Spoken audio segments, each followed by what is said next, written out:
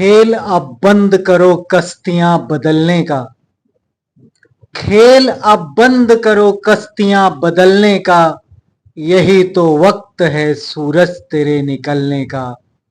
यही तो वक्त है सूरज तेरे निकलने का। नमस्कार मित्रों, मैं मृदुल आज फिर आपके बीच में हूं। अविरल धारा हिंदी चैनल में आपका स्वागत है।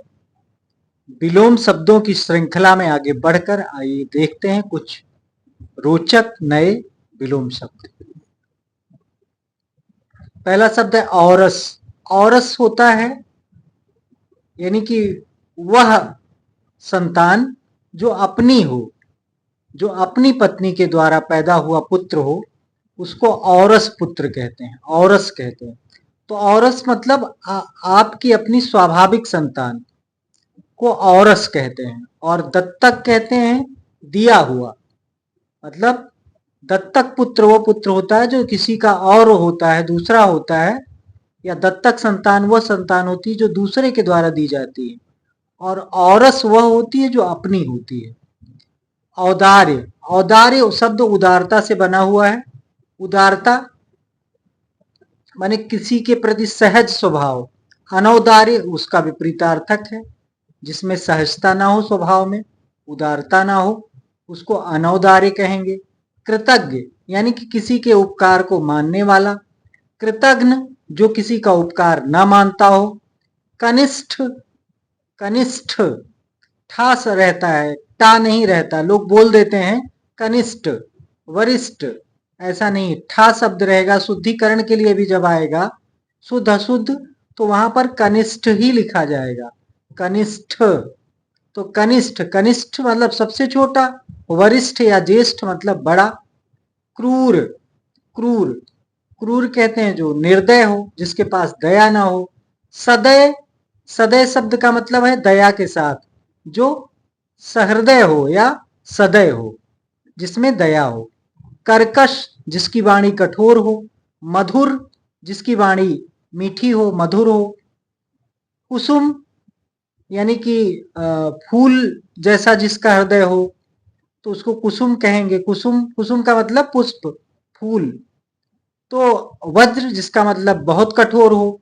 ये हृदय के अर्थ में कभी कभी लिया जाता है कि उसका कुसुम हृदय है और उसका पाषाण हृदय या वज्र के समान हृदय है। कृश, कृश कहते हैं जो दुबला पतला हो। पुष्ट कहते हैं जो हृष्ट पुष्ट शब्द आता है, यानी कि जो तंदुरुस्त हो, स्वस्थ हो। स्थूल कहते हैं जो बड़ा हो, इसका विपरीतार्थक सूक्ष्म भी होता है। तो कृश या सूक्ष्म हो सकता है और इसका विपरीतार्थक होगा पुष्ट और स्थूल। सूक्ष्म का स्थूल होता है, कृश का पुष्ट होता है। कलुष, लेकिन यदि विकल्प में कृष की जगह स्थूल दिया है तो वो लगाया जा सकता है। कलुष जिसमें कालिमा व्याप्त हो, हाँ, जिसका हृदय कलुषतापूर्ण हो, दुर्व्यवहार पूर्ण हो। निष्कलुष यानी कि बिना कलुषता के जो हो।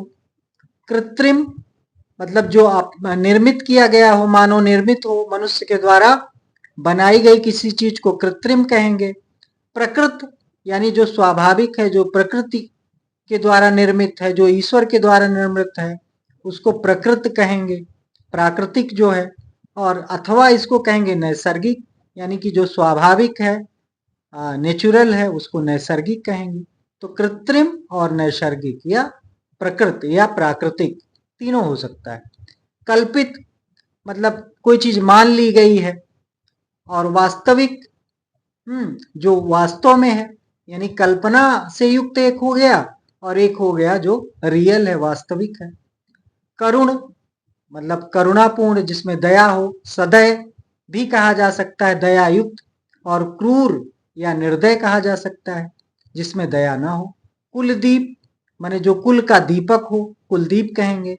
कुलांगार मतलब जो कुल का नाशक हो, कुल का विनाशक हो, कुल के लिए अंगार के तुल्य हो, कुल को जला देने वाला हो, भस्मी भूत कर देने वाला हो, पतन की ओर ले जाने वाला हो, उसको क्या कहेंगे? कुलांगार कहेंगे। खंडन किसी चीज की बात का खंडन कर देना, किसी बात का मतलब ये बात गलत है, उसको खंडित कर देना। और मंडन कहते हैं किसी बात के समर्थन में कोई बात कहना, तो उसको मंडन कहते हैं। जैसे कभी कभी शब्द आता है महिमा मंडित करना, महिमा मंडन करना, तो किसी महिमा का किसी व्यक्ति का बखान करना। तो खंडन और मंडन। खगोल, खगोल कहते हैं जो आसमान की चीजें हैं, जो आकाशीय चीजें हैं, उनका अध्ययन जब हम करते हैं तो खगोल का अध्ययन कहते हैं। भूगोल का मतलब जो धरती की चीजें हैं, भूगोल। खगोल, खगोल का विपरीत भूगोल। खेचर, खेचर मतलब आकाशीय चीजों के बारे में जब अध्ययन करेंगे तो खेचर कहेंगे। भूचर, खेचर ये मतलब ऐसे कह सकते हैं चलने वाला।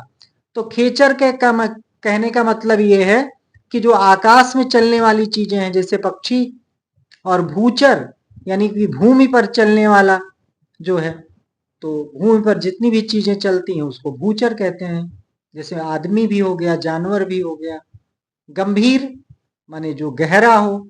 उथला मतलब जो छिछला हो, उथला हो, गहरा ना हो। गृही मतलब जो जिसके पास घर है। हाँ, आगृही मतलब जो घर जिसके पास नहीं है या जो गृहस्थ जीवन का अनुपालन नहीं करता। गृही का यहाँ जो तात्पर्य है वो है कि वो व्यक्ति गृहस्थ है, घर का पालन पोषण करता है। और आगृही यानी कि जो गृहस्थ नहीं है। त्यागी है, त्याग करता है गृहस्थ जीवन का, संन्यास जीवन में है। गण्य मतलब किसी चीज की गणना की जा सकती है, गण्य है। नगण्य मतलब लगभग ये गणना योग्य नहीं है, बेकार है। नगण्य है, सूक्ष्म है। गत, गत मतलब जो बीत गई है बात या जो चला गया है। आगत मतलब जो आने वाला है। हाँ, प्रत्यागत भी कहा जा सकता है। आगत मतलब आने वाला है जो, और प्रत्यागत मतलब दोबारा आने वाला है, फिर से आने वाला है। तो प्रत्यागत भी, आगत प्रत्यागत एक ही है, मतलब आना और फिर से आना, दोबारा आना। और गत का मतलब जाना। तो गत का दो विपरीतार्थक हो जाता है, आगत प्रत्यागत। जो भी उचित विकल्प हो उसका आप चयन कर सकते हैं। इस प्रकार से आज के लिए बस इतना ही। नमस्कार मित्रों, धन्यवाद, शुभ रात्रि।